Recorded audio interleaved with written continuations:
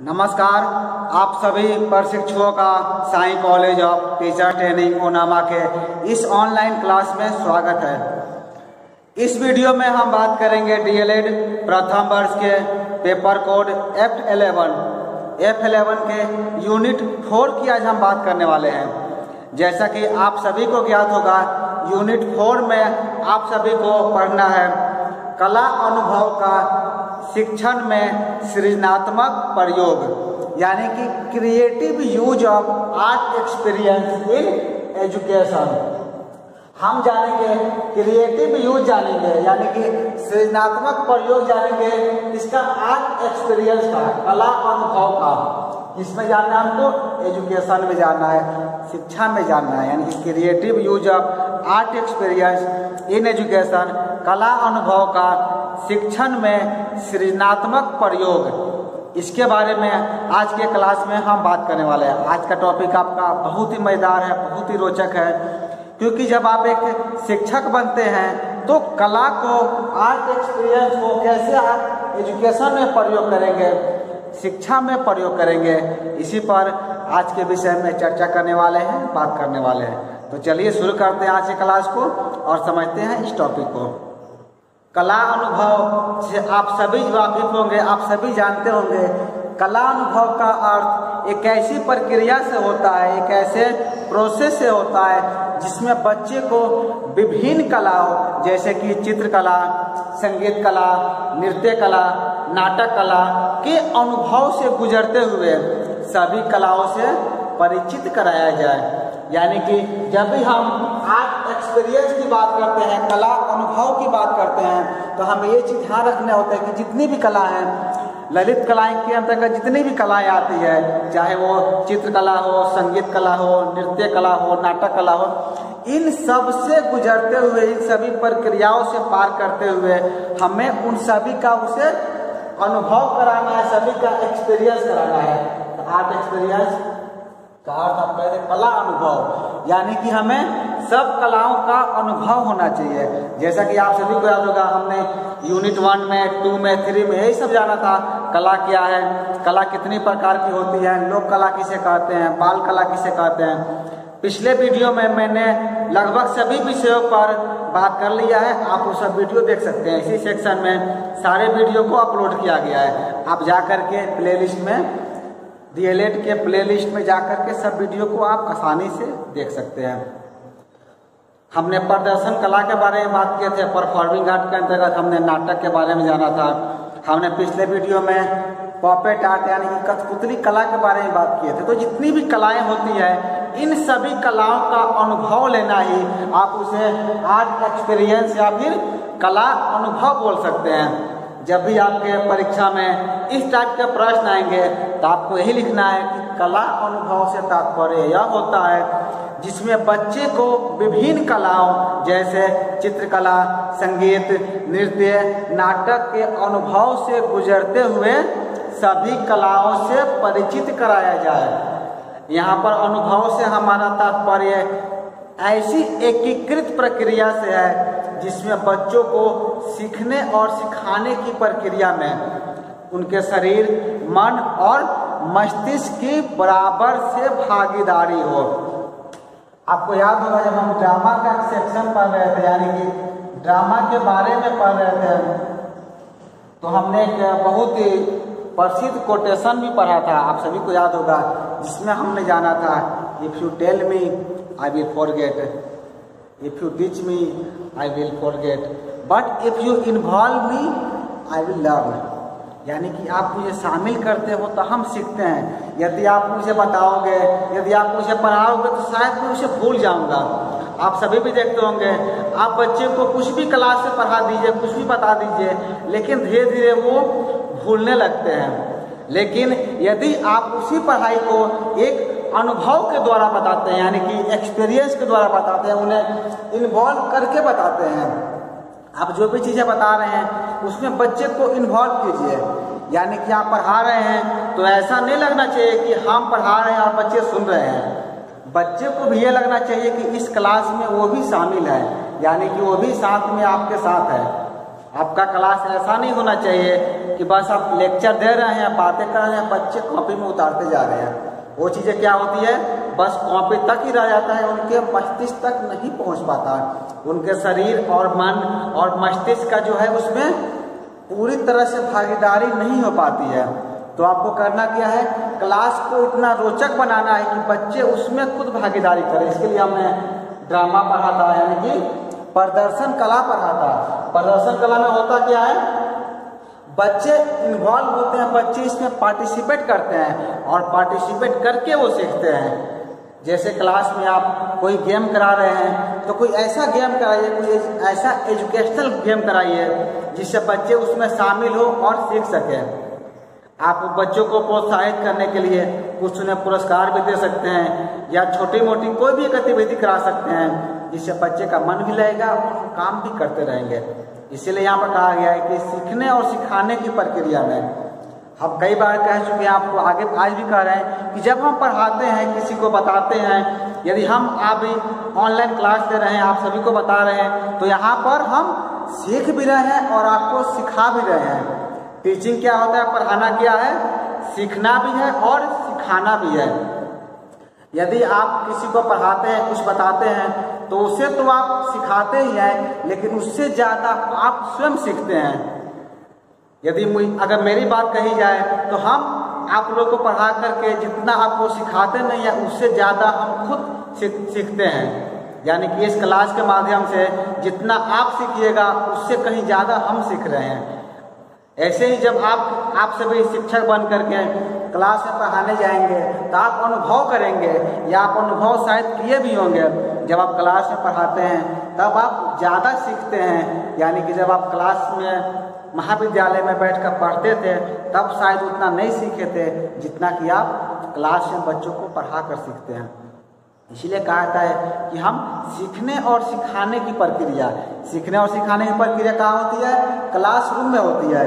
भले ही ये क्लास आपका वर्चुअल क्लास है, आभासी क्लास है, लेकिन फिर भी यहाँ पर हम आपको सिखा रहे हैं और स्वयं सीख भी रहे हैं।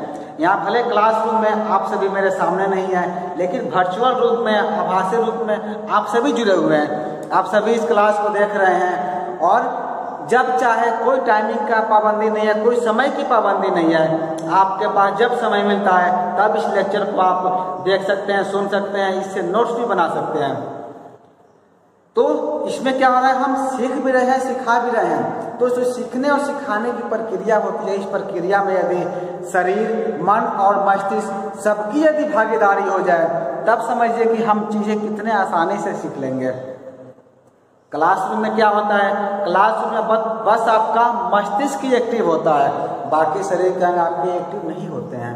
लेकिन जब आप यदि खेल के माध्यम से, या फिर आप कह सकते हैं ड्रामा के माध्यम से, या फिर प्रदर्शन कला के माध्यम से, चित्रकला के माध्यम से बच्चों को कुछ पढ़ाते हैं, तो उनमें उनका शरीर और मस्तिष्क दोनों एक्टिव होता है, दोनों की समान रूप से बराबर भागीदारी होती है। और वो सब तब क्या होता है, आपका जो एजुकेशन टर्म जो है ये आपका पूरा होता है। तो क्रिएटिव यूज का अर्थ ही आपका हुआ सृजनात्मक प्रयोग हमें करना है, कलात्मक प्रयोग करना है। इसमें करना है आर्ट एक्सपीरियंस का हमें अनुभव करना है शिक्षा में। आपका टॉपिक यही है, जैसे मैंने कहा था बहुत मजेदार टॉपिक है, तो इसको आपको ध्यान से वीडियो देखिएगा तब आपको समझ पाएंगे। और इस यूनिट से, यूनिट 4 से 2 या 3 प्रश्न आपके बिहार विद्यालय परीक्षा समिति के द्वारा प्रत्येक साल पूछे जाते हैं। तो इस विषय को, चूँकि आज इस यूनिट का मेरा पहला वीडियो है, एक एक करके हम बाकी वीडियो भी आप सभी के समक्ष लेकर आएंगे, तो जिससे कि आपकी तैयारी अच्छे से हो पाएगी। आगे हम इस विषय में बात करते हैं कि जब हम देखते हैं कि कला के क्षेत्र की यदि हम बात करें, कला के एरियाज की बात करें हम, तो बच्चों की भागीदारी से आशय यह होता है कि बच्चों के द्वारा एक मनमोहक चित्र का पूर्ण कर देना। यानी कि बच्चे की भागीदारी से अर्थ क्या हुआ कि बच्चे के द्वारा एक बेहतर चित्र का निर्माण करना, चित्र को पूरी तरह से कंप्लीट कर देना। यानी कि ऐसा चित्र बनाना, ऐसे चित्रों का निर्माण करना, ऐसी कला का प्रदर्शन करना कि दर्शकों को लुभाने वाला एक नृत्य या गीत तैयार हो जाना। यह उतना महत्वपूर्ण नहीं है जितना इसकी सृजन की प्रक्रिया। यानी कि आप कह सकते हैं कि जब हम बच्चों की भागीदारी कला के क्षेत्र में लेते हैं तो उसका अर्थ ये होता है कि बच्चों के द्वारा एक मनमोहक चित्र का कंप्लीट हो जाना, दर्शकों को लुभाने वाला एक नृत्य या गीत तैयार हो जाना, ये महत्वपूर्ण तो है ही, लेकिन उतना ज़्यादा महत्वपूर्ण नहीं है जितना कि इसकी सृजन की प्रक्रिया, यानी कि बनाने की विधि, ये हमें जानना है। क्योंकि हमें आर्ट एक्सपीरियंस करना है, कला का अनुभव लेना है। तो यदि आप सभी देखते होंगे, यदि आप एक चित्र का निर्माण करते हैं तो उसकी बनाने की विधि कैसी होती है, विधि को हमको जानना है। यदि आप एक गीत का तैयार करते हैं, एक गीत की रचना करते हैं, एक नृत्य आप तैयार करते हैं, आप डांस करने की तैयारी करते हैं, तो तैयारी करने की जो प्रक्रिया है वो बहुत महत्वपूर्ण होती है। किस विधि से, किस प्रोसेस से आप उसे तैयार कर रहे हैं, ये ज़्यादा महत्वपूर्ण आप सभी के लिए होता है। प्राथमिक कक्षाओं के विद्यार्थियों के लिए विभिन्न कलाओं से परिचय पाना, उन्हें अपनी अभिव्यक्ति ढूंढ पाना और साथ ही अपनी सांस्कृतिक विरासत से रिश्ता बनाना जो है, यह सबसे ज़्यादा महत्वपूर्ण होता है। जो प्राथमिक कक्षा के विद्यार्थी होते हैं, प्राइमरी लेवल के जो स्टूडेंट होते हैं, उन्हें क्या करना है, आपको विभिन्न कलाओं से परिचय कराना है। जैसा कि हमने पिछले क्लास में आपको बताया था फोक आर्ट के बारे में, यानी कि लोक कला के बारे में। फोक आर्ट होता है यानी कि लोक कला, क्षेत्र विशेष की कला। तो आपको क्या करना है, जो भी आपके क्षेत्र विशेष की कलाएं हैं उनके बारे में बच्चों को बताना है। वो कलाएं कैसी है, किस तरह से उसका निरूपण किया जाता है, कैसे हम जान पाएंगे। और इससे फायदा क्या होगा, बच्चे अपनी संस्कृति, जो उनकी सांस्कृतिक है, जो उनका कल्चर है, उस कल्चर से जुड़ पाएंगे। और जब बच्चे अपने कल्चर से जुड़ करके शिक्षा प्राप्त करते हैं तो वो एजुकेशन क्या होता है, ज़्यादा अधिक सार्थक होता है, ज़्यादा अधिक फायदेमंद रहता है। आप सभी भी देखे होंगे, यदि आप क्लास में बच्चे को पढ़ा रहे हैं, यदि आप पढ़ाने के दरमियान वहाँ के क्षेत्रीय विशेष की भाषा का प्रयोग करेंगे तो क्या होगा, बच्चे ज़्यादा बेहतर से आपकी चीज़ों को समझ पाएंगे, ज़्यादा बेहतर से उसे देख पाएंगे। क्षेत्रीय भाषा कहने का अर्थ हुआ, यदि आप उस क्षेत्र में, जिस क्षेत्र में जो भाषा बोली जाती है, मान लें कि आपके हम इस एरिया की बात करते हैं, यहाँ पर मगही बोला जाता है, मैथिली बोला जाता है, तो यहाँ पे भोजपुरी बोला जाता है। तो जो जिस एरिया में जिस भाषा का प्रयोग किया जाता है, जिस लैंग्वेज का प्रयोग किया जाता है, यदि उस लैंग्वेज से आप बच्चों को पढ़ाते हैं तो चीज़ें क्या होती है, बच्चे ज़्यादा आसानी से उसे सीख लेते हैं। तो हमें लैंग्वेज का प्रयोग करना है और साथ ही साथ आर्ट का भी प्रयोग करना है, कला का भी प्रयोग करना है। क्योंकि जब हम देखते हैं कला का प्रयोग करते हैं, कला के द्वारा अपने विषय को पढ़ाते हैं, तो चीज़ें क्या होती हैं, ज़्यादा आसान हो जाती है, बच्चे उसे बेहतर तरीके से समझ पाते हैं। चलिए हम आगे यहाँ पर जानते हैं। आपको यहाँ पर हेडिंग देना है, आप नोट्स बना रहे हैं तो आप हेडिंग दीजिएगा, कला अनुभव का महत्व या उपयोगिता। जो आर्ट एक्सपीरियंस है, कला अनुभव है, इसका इम्पोर्टेंस क्या है, इसकी उपयोगिता क्या है, इसके बारे में हम जान लेते हैं। क्योंकि जब परीक्षा में आप इस प्रश्न का उत्तर लिखेंगे तो क्रिएटिव यूज तो हमने बताया अभी वो आपको लिखना ही है, साथ ही साथ इसके महत्व के ऊपर भी बात करनी है, आपको इसकी उपयोगिता भी लिखनी है। तो यहाँ पर आप हेडिंग देंगे, कला अनुभव का महत्व या उपयोगिता। इसमें आपको लिखना है, कला अनुभव के दौरान प्रारंभिक कक्षाओं में बच्चों को विभिन्न कलाओं के माध्यम से अभिव्यक्ति के अवसर उपलब्ध कराना जो है अधिक महत्वपूर्ण होता है या अधिक महत्वपूर्ण है।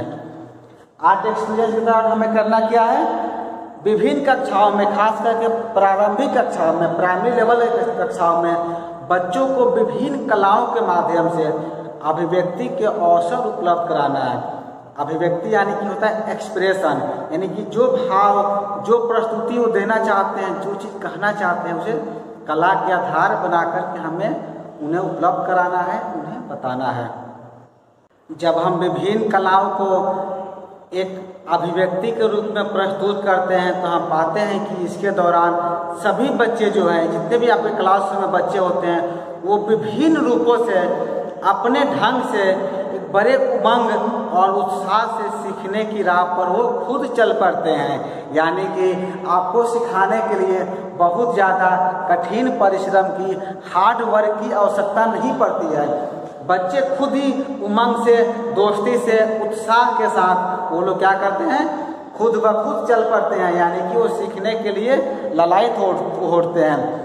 मान लीजिए कि आप क्लास में बच्चे को आज कहेंगे कि आज हम सभी पढ़ाई नहीं करेंगे, केवल खेलकूद करेंगे। आप देखेंगे बच्चे कितने उत्साहित हो जाएंगे। आपको करना क्या है, कहेंगे आज हम पढ़ाई तो नहीं करेंगे लेकिन खेलकूद करेंगे, खेलकूद के माध्यम से ही हम पढ़ाई करेंगे। फिर भी बच्चे खुश रहेंगे, उन्हें खेलने का मौका मिलेगा। और आप खेल का आयोजन ऐसे करेंगे जिससे कि बच्चे क्या हो सके, सीख सके। तो कला का अनुभव, आर्ट एक्सपीरियंस का अर्थ ही होता है कि आप जितने भी कलाएं हैं, चाहे वो प्रदर्शन कला हो, चाहे वो चित्रकला हो, या चाहे भी मौखिक कला हो, जितनी भी कलाएं हैं, सब कला का प्रयोग करके हम बच्चों को सिखाएंगे। तो जिससे क्या होगा, उनके अंदर एक उमंग और उत्साह भर जाएगा। नहीं तो क्लास में आप ये भी कर सकते हैं, आप जैसे बच्चे क्लास में आए तो पहले 1-2 घंटे या फिर कुछ 1-2 के बाद लंच के समय या छुट्टी के टाइम उन्हें कोई एक्टिविटी वर्क रखे। एक्टिविटी से क्या होगा, बच्चे का मन भी लगेगा और चीज़ें वो सीखते भी रहेंगे। क्योंकि बच्चे जितने उत्साहित रहेंगे, जितने उत्साह से वो सीखेंगे, उतना ही बेहतर तरीके वो जान सकते हैं। क्योंकि बच्चे जो है, जब हम खेल कूद कराते हैं या कोई भी एक्टिविटी कराते हैं तो उनकी जितनी भी ज्ञानेंद्रियां हैं, सब ज्ञानेंद्रिया से वो क्या करते हैं, सीखते हैं वो।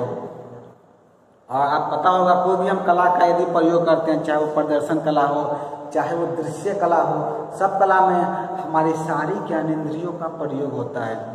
इस गुण के कारण जो है कलाओं में सीखने और सिखाने की जो अनगिनत गांठें हैं वो खोल देने की क्षमता भी अंतर्निहित होती है। आप कह सकते हैं कि कला में वो गुण होता है कि बच्चे के अंदर जो भी समस्याएं हैं, जो भी परेशानियां हैं, जो भी उनके मन में ऐसी गांठें बन चुकी है, उन सभी गांठों को खोल देने की क्षमता जो है आपके कला में होती है, आर्ट में होती है। जब हम कला के द्वारा, आर्ट एक्सपीरियंस के द्वारा एजुकेशन कराते हैं, हम शिक्षा प्रदान करते हैं बच्चों को, तो हम पाते हैं कि बच्चे सब चीज़ें आसानी से सीख लेते हैं। आपकी जितनी भी ज्ञानेंद्रियां है, सारी ज्ञानेंद्रियां उस समय एक्टिव रहती है जब आप प्रदर्शन कला का प्रयोग करते हैं, जब आप चित्रकला का निर्माण करते हैं, जब आप किसी एक्टिविटी में भाग लेते हैं। तो आप समझिए कि जब आप क्लास में बैठकर पढ़ाई कर रहे थे तो आपकी 1-2 ही ज्ञानेंद्रियां कार्य कर रही थी। लेकिन जैसे हम कला को आधार बनाते हैं, कला के माध्यम से पढ़ाते हैं, तो हम देखते हैं कि बच्चों में उमंग और उत्साह तो होता ही है, और साथ ही साथ उन्हें सीखने की रुचि जो है अचानक से बढ़ जाती है और सब चीज़ें वो बहुत बेहतर ढंग से सीखने लगते हैं। जब हम आर्ट एक्सपीरियंस की बात करते हैं, कला अनुभव की बात कर रहे हैं, तो एक चीज़ आप सभी को ध्यान देनी है, याद रखना, और यह है कि आपका जो कला अनुभव जो है वो योजनाबद्ध और लचीला होना चाहिए। योजनाबद्ध का अर्थ है कि पहले से प्री प्लान होना चाहिए कि हमें कैसे एक्टिविटी कराना है। ये नहीं कि आप बच्चे को बाहर कैंपस में लेकर चले गए, आपका कोई योजना ही नहीं है। तो जब भी हम कला अनुभव की बात करेंगे, आर्ट एक्सपीरियंस की बात करेंगे, तो ये चीज़ आपको ध्यान रखना है कि आपको पहले से एक योजना बना लेनी है, योजनाबद्ध तरीके से काम करनी है। और इसका भी आपको ध्यान रखना है, आपका जो आर्ट एक्सपीरियंस होगा, कला अनुभव होगा, वो लचीला होना चाहिए। लचीला का अर्थ होता है कि वो सॉफ्ट होना चाहिए कि बच्चे आसानी से उसे पूरा कर सके। लचीला और योजनाबद्ध इसलिए होना चाहिए ताकि सभी बच्चों के सीखने और सिखाने की गति और रुचि का ख्याल रखा जा सके। क्योंकि एक क्लासरूम में कई तरह के बच्चे मौजूद रहते हैं, हर मानसिक क्षमता के बच्चे होते हैं, हर लेवल के बच्चे होते हैं। तो आपका इतना लचीला होना चाहिए कला अनुभव, इस योजनाबद्ध तरीके से होना चाहिए कि हर बच्चे की रुचि का आप ख्याल रख सकें, उनके सीखने और सिखाने की जो गति है, वो किस स्पीड में वो सीख पा रहे हैं, उसका भी वो ध्यान रख सके। इसका आपको विशेष ध्यान रखना है। जैसा कि आप सभी के द्वारा भी कहा जाता है कि अमुक टीचर की बातें हमें समझ नहीं आती है, या अमुक टीचर जो पढ़ाते हैं हम समझ नहीं पाते हैं, या अमुक टीचर की बातें हमें समझ में आ जाती है। ऐसा क्यों होता है? ऐसा इसलिए होता है कि उनकी जो पढ़ाने की शैली है, उनकी पढ़ाने की जो गति है और आपकी जो सीखने की गति है, इन दोनों की गति में अंतर है, इसीलिए ऐसी समस्याएं आती है। तो आपको क्या करना है, एज ए टीचर अपनी पढ़ाने की गति को या बताने की जो आपकी शैली है इस लयबद्ध में रखना है, इतना आसान रखना है, इतना लचीलापन रखना है और इस योजना से काम करना है कि जो भी आपके बच्चे हैं, जो भी आपके स्टूडेंट हैं, वो सभी आसानी से ज्ञान प्राप्त कर सके। एक और चीज़, हमको पूरे कला अनुभव के दौरान बच्चों को यह स्वतंत्रता होती है कि यह फ्रीडम रहती है कि वह अपनी कृति को अपना एक अर्थ दे सके। यानी कि जब हम आर्ट एक्सपीरियंस की बात करते हैं, कला की बात करते हैं, तो कला में इतना लचीलापन रहता है, इतना सॉफ्टनेस रहता है कि बच्चे को हम लोग पूरी तरह से मुक्त छोड़ देते हैं, फ्री कर देते हैं। यानी फ्री का अर्थ यह हुआ, उन्हें हम स्वतंत्रता दे देते हैं, फ्रीडम कर देते हैं कि अपनी कृति को जो चाहे वो अर्थ दे सकते हैं। कला अनुभव में बच्चों पर यह दबाव नहीं होता है कि जब वो अपनी कलाकृति को तत्काल पूरी करें। उन्हें जब चाहें, जब चाहें तब वो इसे पूरा कर सकते हैं, यानी कंप्लीट कर सकते हैं। कला अनुभव में करना कि आपको जो भी हम टास्क देंगे बच्चों को, जो भी होमवर्क देते हैं, तो उस पर हम कभी दबाव नहीं बनाएंगे, क्योंकि आर्ट एक्सपीरियंस का अर्थ होता है लचीलापन। एक योजनाबद्ध तरीके से हमें काम करना है और अपने काम में इतना सॉफ्टनेस रखना है, इतना लचीलापन रखना है कि बच्चे जो है आसानी से सब चीज़ों को सीख सके, सब चीज़ों का ज्ञान प्राप्त कर सके। तो ये कला अनुभव का महत्व था, उपयोगिता थी, हमने इसके बारे में जाना। और जो आज का टॉपिक था creative use of art experience in education, इसके बारे में हम इस वीडियो में चर्चा की है। और यूनिट 4 में ही आपका एक यूनिट है जिसका नाम है सीखने की योजना और कला समेकित शिक्षा, प्रमुख बिंदु एवं चुनौतियाँ। इसके बारे में हम अगले वीडियो में बात करेंगे। इस वीडियो में इतना ही, और बाकी जो आपका टॉपिक जो मैंने कहा, आप creative use of art experience in education, यानी कि कला अनुभव का शिक्षण में सृजनात्मक प्रयोग के अंतर्गत ही आपको पढ़ना है। सीखने की योजना और कला समेकित शिक्षा, इसके बारे में हम बात करेंगे अगले क्लास में। फिर इस वीडियो में इतना ही, धन्यवाद।